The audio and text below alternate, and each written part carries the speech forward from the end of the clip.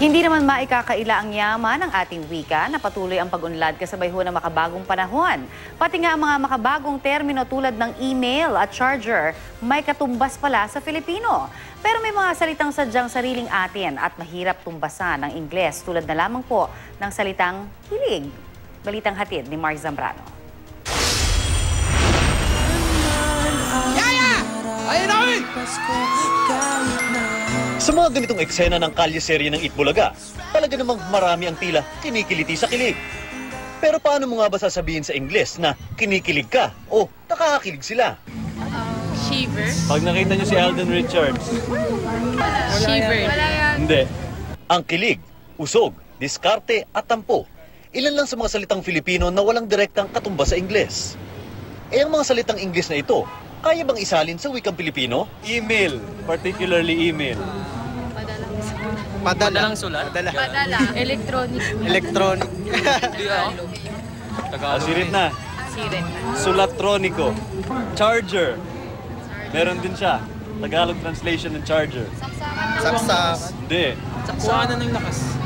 Charger is pantablay. Ayon sa Komisyon sa Wikang Filipino, patuloy ang ebolusyon ng ating wika at sumasabay ito sa pag-unlad ng bansa. Ang maganda lang sa Filipino ngayon ay hindi na ito yung dating Filipino na itinuturing na mababang uri. Ginagamit na ito sa matataas na diskurso.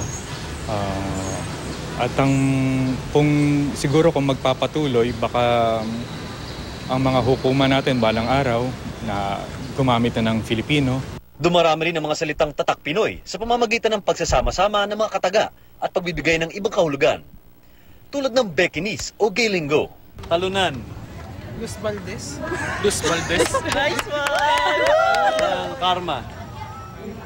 Karma Martin. Karma Martin. Nagdududa na ako sa'yo.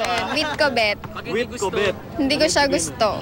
Bagaman maraming naiimbentong salita, ang dating 170 languages sa Pilipinas, nasa 135 na lang ngayon. Kapag nawala ang wika ng isang pamayanan, parang nawala na yung kultura ng pamayanan na yun. Nawala na rin ang kanilang kasaysayan.